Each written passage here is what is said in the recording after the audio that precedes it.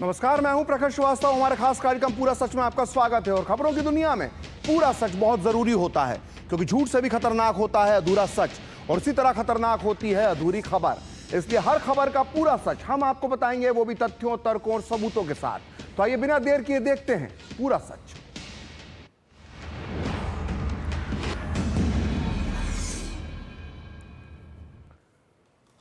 तो सुना आपने पीएम मोदी ने क्या कहा आज? उन्होंने कहा कि जो सिंदूर मिटाने निकले थे उन्हें मिट्टी में मिलाया है, जो हिंदुस्तान का लहू बहाते थे कतरे कतरे का हिसाब चुकाया है। तो ये पीएम मोदी ने आज एक कविता में कहा है। आइए सुनाते हैं आपको हम वो कविता।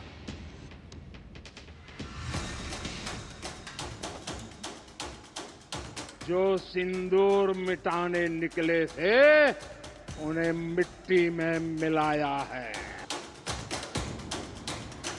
जो हिंदुस्तान का लहू बहाते थे आज कतरे कतरे का हिसाब चुकाया है। ये शोध प्रतिशोध का खेल नहीं, ये न्याय का नया स्वरूप है। ये ऑपरेशन सिंदूर है। ये सिर्फ आक्रोश नहीं है, ये समर्थ भारत का रौद्र रूप है। ये भारत का नया स्वरूप है। पहले घर में घुसकर किया था वार, अब सीधा सीने पर किया प्रहार है। भारत माता की, भारत माता की, भारत माता की।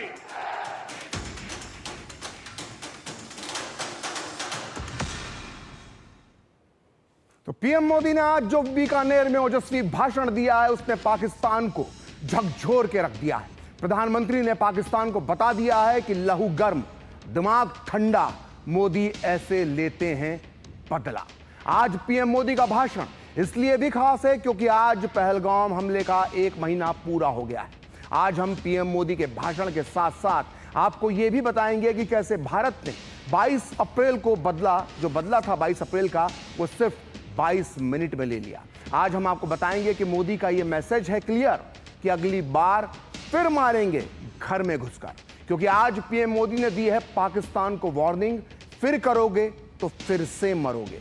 आज हम आपको यह भी बताएंगे कि पाकिस्तान में क्यों वायरल हो रहा है पीएम मोदी का आज का भाषण, और आईसीयू में कैसे पहुंची पाकिस्तान की वायुसेना। तो देखते हैं पूरा सच पूरे विस्तार के साथ। आज पहलगाम हमले का 1 महीना पूरा हो गया है। इस 1 महीने में बहुत कुछ हुआ। इस 1 महीने में इतना सब कुछ हुआ कि हम उसके बारे में सोच भी नहीं सकते थे। आज से 1 महीने पहले पाकिस्तान के पाले हुए आतंकवादियों ने मासूम भारतीयों का खून बहाने की हिमाकत की थी, और 1 महीने के अंदर पाकिस्तान और उसके घर में पल रहे दहशतगर्दों को इसकी बहुत बड़ी कीमत चुकानी पड़ी। पीएम मोदी ने आज बीकानेर में एक ओजस्वी भाषण दिया और पाकिस्तान को बता दिया कि अगली बार पहलगाम जैसी भूल की तो इस बार अंजाम पहले से भी ज्यादा खतरनाक होगा। और ये 5 तस्वीरें पाकिस्तान को इसी बात की चेतावनी दे रही हैं। इन 5 तस्वीरों में आप देख सकते हैं कि 22 अप्रैल को आतंकवादियों ने पहलगाम में पर्यटकों की जान ली, और उसके बाद शुरू हुआ आतंकवादियों, पाकिस्तान की सेना और पाकिस्तान की सरकार को घुटने पर लाने का काउंटडाउन। सबसे पहले तो भारत ने सिंधु जल समझौता सस्पेंड कर पाकिस्तान को ऐसा झटका दिया कि 1 महीने से हर रोज पाकिस्तान के नेता पानी के लिए बिलबिला रहे हैं। पाकिस्तान में पानी के लिए गृह युद्ध जैसे हालात हैं। इसके बाद कश्मीर में 14 लोकल आतंकवादियों की लिस्ट जारी की गई। इनमें से अब तक 6 आतंकवादी ढेर कर दिए गए हैं, और फिर बारी आई इन आतंकियों के आकाओं की। 6 और 7 की दरमियानी रात भारत ने पाकिस्तान के अंदर बने आतंकी ठिकानों पर हमला बोल दिया, और इसे नाम दिया गया ऑपरेशन सिंदूर। लश्कर, जैश और हिजबुल के 9 आतंकवादी ठिकाने धुआं धुआं होकर मलबे के ढेर में बदल गए। इस हमले में कई आतंक के कई टॉप कमांडर मारे गए। जैश के चीफ मौलाना मसूद अजहर के खानदान के 10 लोग खत्म हो गए। कुल मिलाकर 100 से ज्यादा आतंकवादियों को जहन्नुम पहुंचा दिया गया। इसके बाद पाकिस्तान ने पलटवार की कोशिश की, लेकिन सब नाकाम रही। उल्टा यह हुआ कि पाकिस्तान को बदले में अपने 11 एयरबेस गंवाने पड़े। क्या न्यूर खान और क्या भोलारी एयरबेस। भारत ने एकदम सटीक हमला कर इन्हें तबाह कर दिया। पाकिस्तान की वायुसेना की 20% ढांचा था, वो इस हमले में तबाह हो गया। फिर क्या था, गिड़गिड़ाता हुआ पाकिस्तान सीज फायर की भीख मांगने लगा। भारत ने सीज फायर तो मान लिया, लेकिन आज पीएम मोदी ने रणबांकुरों की धरती बीकानेर से वो पैगाम दिया जिसने पाकिस्तान की नींद उड़ा दी है। तो ऑपरेशन सिंदूर के बाद राजस्थान की धरती से देश को संबोधित करते हुए प्रधानमंत्री ने कहा कि सरकार ने आतंकवाद से निपटने के लिए तीनों सेनाओं को खुली छूट दी है और उसके बाद सेना जो है वो ऐसा व्यू रचेंगी, ऐसा चक्रव्यूह रचेंगी कि पाकिस्तान घुटने टेकने पर मजबूर हो जाएगा। पीएम मोदी ने आतंकवाद से निपटने के 3 सूत्र भी बताए। आप भी सुनिए वो 3 सूत्र कौन से हैं। ऑपरेशन सिंदूर ने आतंकवाद से निपटने के 3 सूत्र तय कर दिए हैं। पहला, भारत पर आतंकी हमला हुआ तो करारा जवाब मिलेगा। समय हमारी सेनाएं तय करेगी, तरीका भी हमारी सेनाएं तय करेगी और शर्तें भी हमारी होगी। दूसरा, एटम बम की गीदड़ बत्तियों से भारत डरने वाला नहीं है। और तीसरा, हम आतंक के आकाओं और आतंकी सरपरस्त सरकार को अलग अलग नहीं देखेंगे, उन्हें अलग अलग नहीं देखेंगे, उन्हें एक ही मानेंगे। तो भारत ने साफ कर दिया है कि भविष्य में होने वाली किसी भी आतंकी हमले को भारत के खिलाफ युद्ध की कार्रवाई यानी एक्ट ऑफ वॉर माना जाएगा। प्रधानमंत्री मोदी ने यह भी साफ कर दिया कि हर आतंकी हमले की पाकिस्तान को भारी कीमत चुकानी पड़ेगी। आप भी सुनिए पीएम मोदी ने क्या कहा, फिर हम आपको बताएंगे कि पीएम मोदी की यह चेतावनी पाकिस्तान को भविष्य में क्यों भारी पड़ सकती है। भारत ने 2 टूक साफ कर दिया है। हर आतंकी हमले की पाकिस्तान को भारी कीमत चुकानी पड़ेगी और ये कीमत पाकिस्तान की सेना चुकाएगी, पाकिस्तान की अर्थव्यवस्था चुकाएगी। पाकिस्तान ने आतंकियों को एक्सपोर्ट करना जारी रखा तो उसको पाई पाई के लिए मोहताज होना होगा। पाकिस्तान को भारत के हक का पानी नहीं मिलेगा। भारतीयों के खून से खेलना पाकिस्तान को महंगा पड़ेगा। तो पीएम मोदी ने बोल दिया है कि पाकिस्तान को उन नदियों का पानी नहीं मिलेगा जिन पर भारत का हक है। इशारा साफ है, पाकिस्तान लाख कितना भी चिल्लाए, कितनी भी धमकी दे, अब जो सिंधु जल समझौता है वो वापस जिंदा नहीं हो सकता। आपको याद होगा कि पहलगाम हमले के तत्काल बाद मोदी सरकार ने सबसे बड़ा फैसला लिया था, वो ये था सिंधु जल समझौते को निलंबित करने का। लेकिन सिर्फ फैसला लेने से सब कुछ नहीं हो जाता, इसके असर की भी तैयारी करनी पड़ती है और ये बात मोदी सरकार बहुत अच्छे से जानती है। इसलिए सिंधु नदी पर जो परियोजनाएं हैं उनके काम में बिजली की गति से तेजी आ चुकी है। सिंधु जल संधि के अनुसार भारत की ओर से किसी भी नए प्रोजेक्ट को शुरू करने से पहले पाकिस्तान को 6 महीने का नोटिस देना जरूरी होता था, लेकिन अब संधि को निलंबित किए जाने के बाद से ऐसा करना अब जरूरी नहीं रह गया है। साथ ही डेटा शेयर करने की भी कोई बाध्यता नहीं है।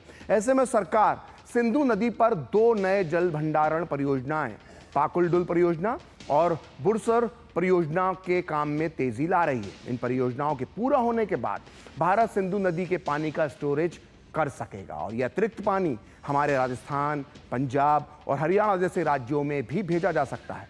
पहले पाकिस्तान को सिंधु, चिनाब और झेलम का 80% पानी मिलता था, इसलिए पाकिस्तान ने सिंधु जल संधि के निलंबन को एक्ट ऑफ वॉर कहा। आइए एक नजर डालते हैं कि पाकिस्तान को इससे कितना नुकसान होगा। दरअसल पाकिस्तान के पंजाब और सिंध प्रांत की खेती सिंधु नदी के पानी पर पूरी तरह से निर्भर है। पाकिस्तान की 85% कृषि अर्थव्यवस्था पूरी तरह से सिंधु नदी के भरोसे पर है और पाकिस्तान की 80% खेती की भूमि सिंधु नदी के पानी पर आश्रित है, यानी सिंधु नदी के पानी के बिना पाकिस्तान में खेती असंभव है। आपको यह पता होना चाहिए कि पाकिस्तान की कुल राष्ट्रीय आय में जो कृषि का योगदान है वो 23% के आसपास है और पाकिस्तान की 68% आबादी खेती पर निर्भर है। अगर पानी रुका तो ये खेती की जमीन बंजर बन जाएगी, यहाँ अन्न का एक दाना भी नहीं होगा और इससे पाकिस्तान के लोग भूखे मरेंगे, महंगाई होगी और जबरदस्त बेरोजगारी होगी। ना सिर्फ खेती बल्कि सिंधु और उसकी जो सहायक नदियों के पानी पर पाकिस्तान के प्रमुख शहर कराची, लाहौर और मुल्तान पूरी तरह से निर्भर हैं। यहाँ की पेयजल व्यवस्था जो है वो इन्हीं नदियों से आती है और पाकिस्तान में सिंधु के पानी से तरबेला और मंगला जैसे पावर प्रोजेक्ट भी चल रहे हैं, जिनके ठप होने से पाकिस्तान की बिजली गुल हो जाएगी, संकट गहरा जाएगा। और कुल मिलाकर पाकिस्तान की 25 करोड़ की जो कुल आबादी है उसमें से कम 10 या 12 करोड़ लोग प्रत्यक्ष रूप से या अप्रत्यक्ष रूप से यानी डायरेक्ट या इनडायरेक्ट प्रभावित हो सकते हैं। तो पीएम मोदी ने आज बोल दिया है कि पाकिस्तान पाई पाई को मोहताज हो जाएगा और पीएम मोदी ने जो कहा है उसके लक्षण अभी से दिखने लगे हैं। पाकिस्तान की आर्थिक हालत पहले से ही बेहद नाजुक है। उसके पास ना तो सोना है ना ही मजबूत विदेशी मुद्रा भंडार। भारी कर्ज, बढ़ती महंगाई और राजनीतिक अस्थिरता ने उसकी अर्थव्यवस्था को कंगाली की स्थिति पर ला दिया है। आइए कुछ आंकड़ों के जरिए समझते हैं कि पाकिस्तान की इकोनॉमी जो है उसका आखिर पूरा सच है क्या। तो इस समय पाकिस्तान का जो राजकोषीय घाटा है वो 7.4% तक पहुंच गया है, जो उसकी आर्थिक सेहत के लिए बहुत चिंताजनक है। अक्टूबर 2024 तक पाकिस्तान सरकार का कुल कर्ज बढ़कर 70.36 लाख करोड़ रुपए हो चुका है। ये पाकिस्तानी रुपए में है और इसका मतलब है कि हर पाकिस्तानी नागरिक पर औसतन एवरेज 2.34 लाख पाकिस्तानी रुपए का कर्ज है और पाकिस्तान को अगले 4 सालों में $100 बिलियन यानी करीब 8.4 लाख करोड़ रुपए का विदेशी कर्ज चुकाना है। वहीं जुलाई 2025 तक पाकिस्तान को विदेशी कर्ज और ब्याज मिलाकर $30.35 बिलियन यानी करीब 2.56 लाख करोड़ रुपए चुकाने हैं और सरकार की आय का एक बड़ा हिस्सा ब्याज के भुगतान में ही चला जाता है। इसी महीने आईएमएफ ने, आपने सुना होगा, पाकिस्तान को $1.4 बिलियन यानी करीब 12,000 करोड़ रुपए का कर्ज मंजूर किया था, माफ कीजिएगा। और बेशर्मी देखिए कि अब पाकिस्तान फिर से अंतर्राष्ट्रीय बैंकों से $4.9 बिलियन यानी करीब 41,000 करोड़ रुपए का नया कर्ज लेने की प्लानिंग कर रहा है और खबरों के मुताबिक कर्ज के लिए पाकिस्तान 4 बड़े अंतर्राष्ट्रीय बैंकों के संपर्क में है, उनसे बातचीत कर रहा है। और पाकिस्तान का विदेशी मुद्रा भंडार $15.4 अरब तक पहुंचा है, लेकिन यह विदेशी कर्ज के बूते पर हुआ है और पाकिस्तानी रुपया धड़ाम हो चुका है। $1 की कीमत इस वक्त 280 या 281 रुपए पाकिस्तानी रुपए के बराबर है और पाकिस्तान का सोने का भंडार भी खाली है। उसके पास सिर्फ और सिर्फ 65 टन सोना है, जबकि भारत के पास 800 टन से भी ज्यादा सोने का भंडार मौजूद है। पाकिस्तान में 18 घंटे बिजली की कटौती होती है, जिसके कारण वहां पर तेजी से उद्योग बंद हो रहे हैं। तो पाकिस्तान की कंगाली का यह है पूरा सच। और पीएम मोदी ने आज कहा कि अगर भारत में कोई आतंकी हमला होता है तो पाकिस्तानी सेना को इसकी कीमत चुकानी होगी। पीएम मोदी ने यह इसलिए कहा क्योंकि पाकिस्तानी सेना को ऑपरेशन सिंदूर में पहले ही भारी कीमत चुकानी पड़ी है। पूरी दुनिया में पाकिस्तानी सेना की बेइज्जती हुई। पाकिस्तानी सेना के कहने पर शहबाज शरीफ की सरकार गिड़गिड़ाते हुए अमेरिका के पास गई। उसके डीजीएमओ ने भारत के डीजीएमओ को फोन लगाया और सीज फायर की गुहार की। पाकिस्तान के 11 एयरबेस पूरी तरह से तबाह हो गए, उसके कई फाइटर जेट खत्म हो गए। एक ही झटके में पाकिस्तान की एयरफोर्स का जो 20% ढांचा जो है वो नष्ट कर दिया गया। भारत ने तबाह एयरबेस कि ना सिर्फ वीडियो दिखाए बल्कि सैटेलाइट तस्वीरें भी जारी कर दी। भारत ने जो 11 एयरबेस तबाह किए उनमें सबसे महत्वपूर्ण थे नूर खान एयरबेस, सियालकोट एयरबेस और मुरीद एयरबेस। और इतना ही नहीं, भारत ने स्कार्दू, रफीकी, सुक्कुर, चुनियान, शाहबाज, सरगोधा, पसरूर और भोलारी एयरबेस को भी तबाह कर दिया। और भोलारी एयरबेस को जब भारत ने तबाह किया तो खबरों के मुताबिक पाकिस्तान का एक अवाक्स भी इसमें तबाह हो गया। यानी पाकिस्तान की वायुसेना की जो शक्ति है अब वो 20% उसका जो ढांचा है वो खत्म हो चुका है। और आज प्रधानमंत्री ने पाकिस्तान की इसी दुखती रग पर हाथ रख दिया। उन्होंने कहा कि कैसे पाकिस्तान के साथ संघर्ष के दौरान बीकानेर के नाल एयरबेस को कोई नुकसान नहीं पहुंचा, जबकि वहां से कुछ ही दूरी पर पाकिस्तान का रहीम खान एयरबेस तबाह हो चुका है। दुनिया ने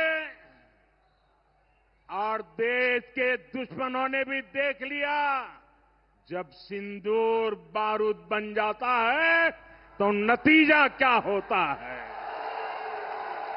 जब मैं दिल्ली से यहां आया तो बीकानेर के नाल एयरपोर्ट पर उतरा। पाकिस्तान ने इस एयरबेस को भी निशाना बनाने की कोशिश की थी, लेकिन वो इस एयरबेस को रत्ती भर भी नुकसान नहीं पहुंचा पाया। और वहीं यहां से कुछ ही दूर सीमा पार पाकिस्तान का रहीम यार खान एयरबेस है। पता नहीं आगे कब खुलेगा। आईसीयू में पड़ा है। भारत की सेना के अचूक प्रहार ने इस एयरबेस को तहस नहस कर दिया है। तो भारत ने पाकिस्तान के जो एयरबेस तबाह किए उसकी तस्वीरें दुनिया ने देखी। भारतीय सेना ने भी उसके सबूत दिखाए। सैटेलाइट तस्वीरों ने तो पाकिस्तान की पोल ही खोलकर रख दी। तमाम मीडिया जो विदेशी मीडिया है वह सच्चाई को स्वीकार कर रहा है। वहीं दूसरी तरफ पाकिस्तान ने भी भारत के आदमपुर, भुज और नाल एयरबेस को नुकसान पहुंचाने का झूठा दावा किया। लेकिन प्रधानमंत्री मोदी आज बीकानेर के नाल एयरबेस पर उतरे और बता दिया कि पाकिस्तानी हमले में इस एयरबेस को रत्ती भर भी नुकसान नहीं पहुंचा है। आपको याद होगा कि 13 मई को प्रधानमंत्री आदमपुर एयरबेस पर पहुंचे थे और पाकिस्तान के इस झूठ का पर्दाफाश कर दिया था कि पाकिस्तानी हमले में आदमपुर एयरबेस और S-400 को किसी तरह की कोई क्षति पहुंची है। पीएम मोदी जब वहां पहुंचे थे तब जवानों के जयघोष के बीच पीछे शान से खड़ा हुआ था एक S-400 एयर डिफेंस सिस्टम और एक MiG-29 लड़ाकू विमान साफ नजर आ रहा था, जो बता रहे थे कि सब कुछ यहां पर आदमपुर में सुरक्षित है। वहीं दूसरी तस्वीर आप देखिए, 16 मई की है। रक्षा मंत्री राजनाथ सिंह के भुज दौरे की यह तस्वीर है, जब वो ऑपरेशन सिंदूर के बाद जवानों का हौसला बढ़ाने भुज एयरबेस पहुंचे थे। अपने देश की जनता को झूठी तस्वीरें दिखाकर अपने जख्म छुपा रहे पाकिस्तान के झूठे नैरेटिव को ये दोनों तस्वीरें जवाब दे रही हैं, जिसने ना सिर्फ पाकिस्तान के झूठ को दुनिया के सामने बेनकाब कर दिया बल्कि पाकिस्तानी प्रोपेगेंडा को भी निस्तानाबूद कर दिया है। तो ये सभी को मालूम है कि पाकिस्तान भारत से कभी सीधी लड़ाई नहीं जीत सकता, क्योंकि हर बार उसे मुंह की खानी पड़ी है। इतिहास गवाह है। इसलिए बीते कई दशकों से पाकिस्तान ने आतंकवाद को भारत के खिलाफ लड़ाई का हथियार बनाकर रखा है। लेकिन अब भारत ने जिस तरह से पाकिस्तान में आतंकी ठिकानों पर प्रहार किया है उसे उनकी नस्लें भी अब याद रखेंगी। आप भी सुनिए पीएम मोदी ने पाकिस्तान को किन शब्दों में सख्त संदेश दिया। पाकिस्तान आतंक फैलाता था, निर्दोष लोगों की हत्याएं करता था, भारत में डर का माहौल बनाता था, लेकिन पाकिस्तान एक बात भूल गया। अब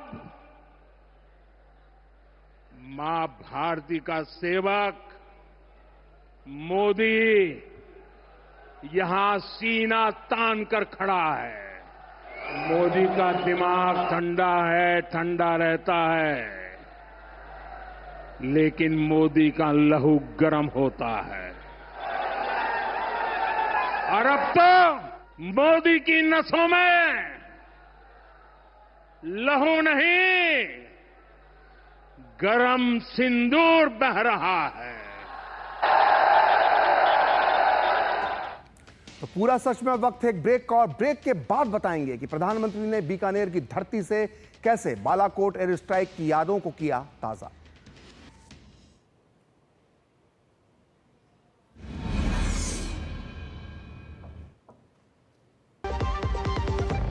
लाल रंग इसका अपार, तीखा कम है फिर भी स्वाद, बेमिसाल बेमिसाल MDH Kashmiri. MDH Kashmiri. MDH। The sun shines brightly on its glorious soil. Endowed with a wealth of natural resources, the northeast of India. Led by the Honorable Prime Minister's vision of a Viksit Bharat, explore a flight of modernity and future, and huge investment opportunities. 8 states, infinite possibilities, one powerful summit. Rising Northeast, the Investors Summit. Register now. जब धरती चीर कर निकलता है लोहे का पत्थर और मिलता है मोंगिया के जोश से, फिर तपता है, पिघलता है और बनता है फौलाद। अब होता है सरिया सारी खूबियों के साथ। मोंगिया स्टील, मजबूत देश का मजबूत सरिया। बच्चों को सर्टिफिकेट मिले तो कितना अच्छा लगता है ना।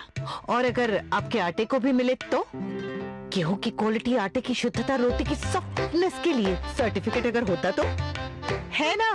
आशीर्वाद आटा का क्वालिटी सर्टिफिकेट, पैक स्कैन करो, खुद चेक करो। आशीर्वाद आटा, क्वालिटी का वादा, लिख के ले लो। शादी का किचन महके जहाँ, गोल्डी किचन किंग मसाले हो वहाँ। गोल्डी लाई है फ्रेश लॉक टेक्नोलॉजी, जो रखे मसालों को हर समय फ्रेश।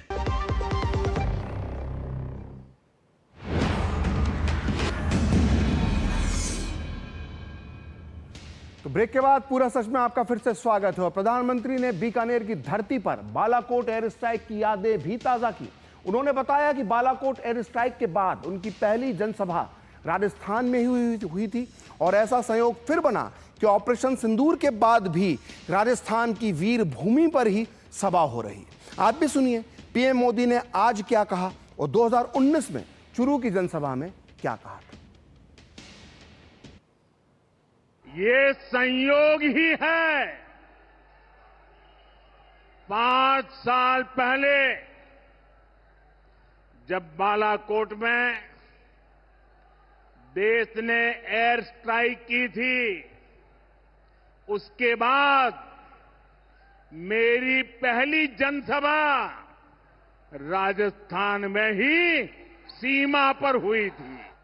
अब इस बार जब ऑपरेशन सिंदूर हुआ, तो उसके बाद मेरी पहली जनसभा फिर यहां वीरभूमि राजस्थान की सीमा पर बीकानेर में आप सभी के बीच हो रही है। चूरू में मैंने कहा था, सौगंध मुझे इस मिट्टी की, मैं देश नहीं मिटने दूंगा। मैं देश नहीं रुकने दूंगा। मैं देश नहीं झुकने दूंगा। ये संयोग। तो पीएम मोदी ने दुनिया को भी इशारों में यह बता दिया कि पाकिस्तान में पल रहे आतंकवाद के खिलाफ भारत कार्रवाई करता रहेगा और दुनिया की कोई ताकत उसे इस संकल्प से नहीं डिगा सकती। पाकिस्तान के साथ न ट्रेड होगा न टॉक। अगर बात होगी तो सिर्फ पाकिस्तान के कब्जे वाले कश्मीर की, पीओके की। ये भारत का संकल्प है और दुनिया की कोई ताकत हमें इस संकल्प से डिगा नहीं सकती है।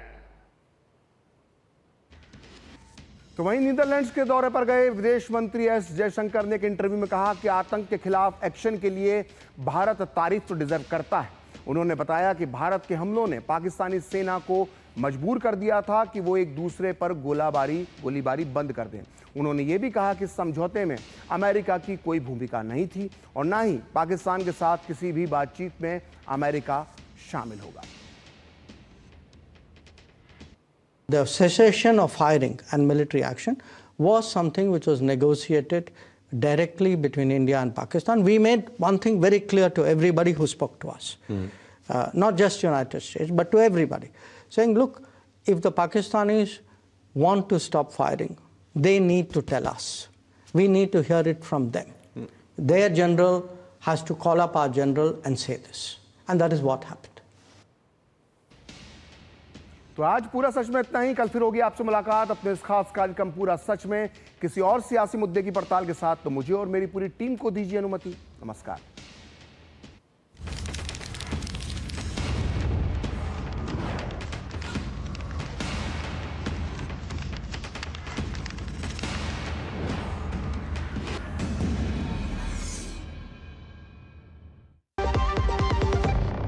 बच्चों को